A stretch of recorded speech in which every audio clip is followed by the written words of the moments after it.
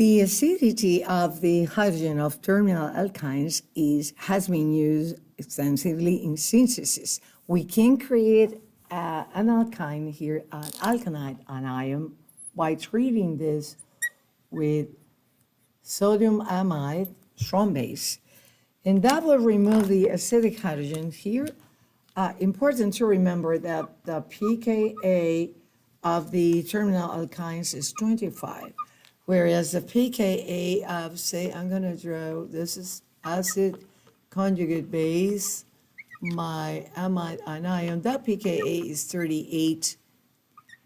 So this is a very strong base, and we will remove the hydrogen here and produce this anion, the alkyne anion. That is a very strong base. Of course, in the presence of anything that have hydrogens, it would be protonated immediately, but it's also a great nucleophile, strong base, strong nucleophile.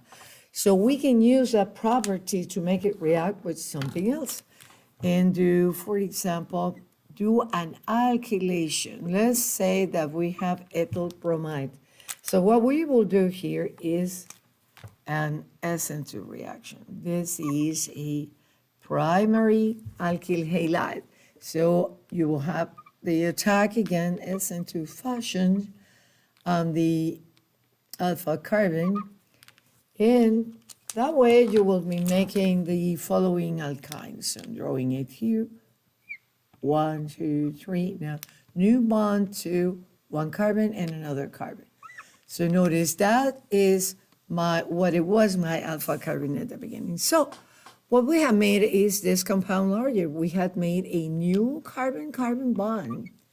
So this reaction can be used, that alkylation, to make larger molecules. So we can use it designing synthesis to do a lot of things. So let me give one example here of synthesis. Say that I want to synthesize. Let's see.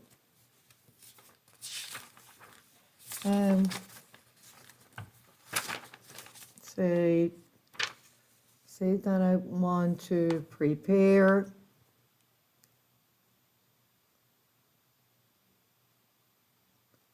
I'm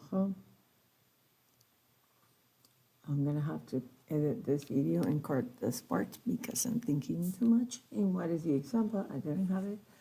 It's okay, because that I can edit.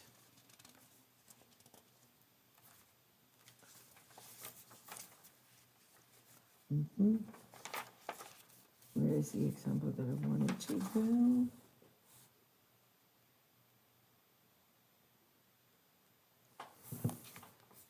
Okay, here is the example that I wanted to show.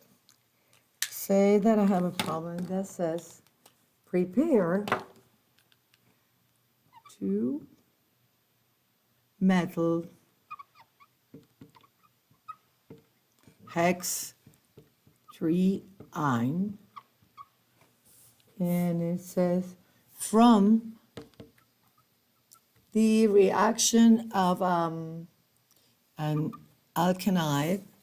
So let's say, let's abbreviate, from the reaction between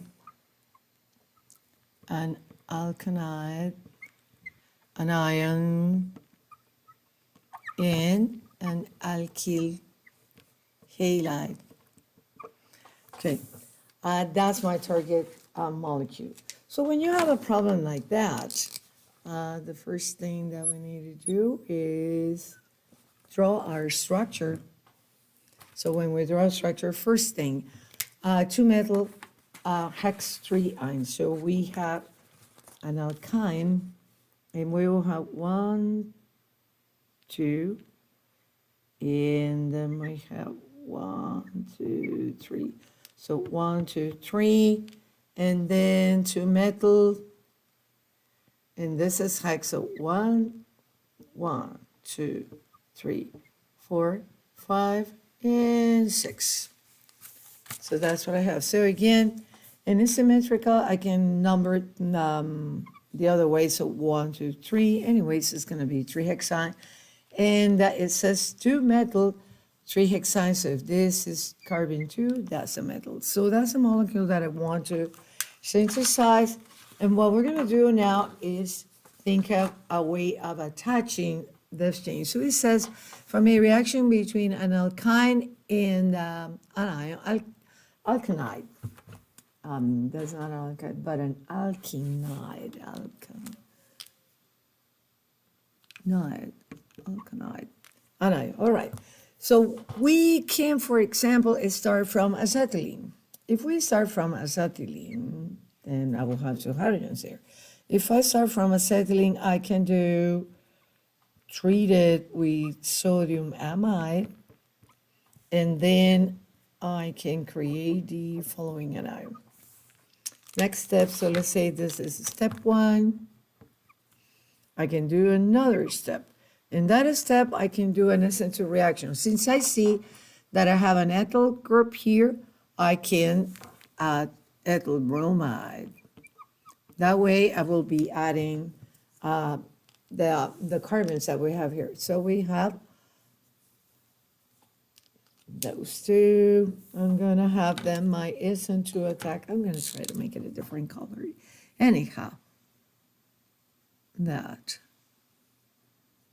that's my SN2 reaction. When I do that, my product is going to have, remember, I'm not drawing it, but there is a hydrogen here and a hydrogen here. When you treat it with this is from base, you're going to remove 1, you form the alkynide anion, then that's your SN2 attack. And you still will have that. Let's say that I use only 1 equivalent. And I will have my 2 carbons added.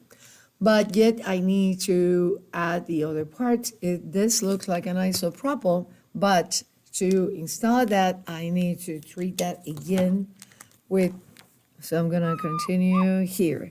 I'm gonna treat it again, so in this 3rd step, I'm gonna add sodium amide again to remove the other acidic hydrogen from the other side.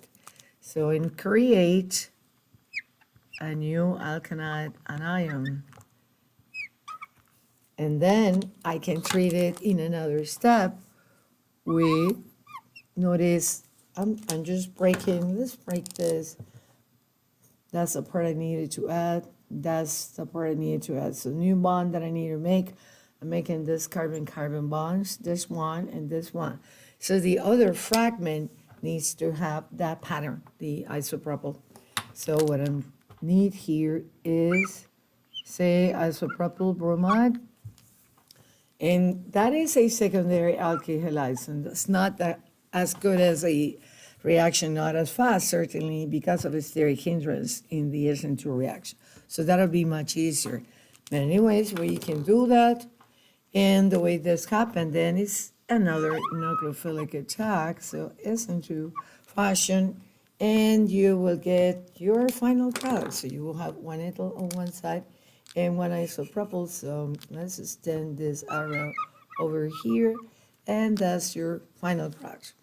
Okay, so analyzing what we did, I started from acetylene, so that was my starting point.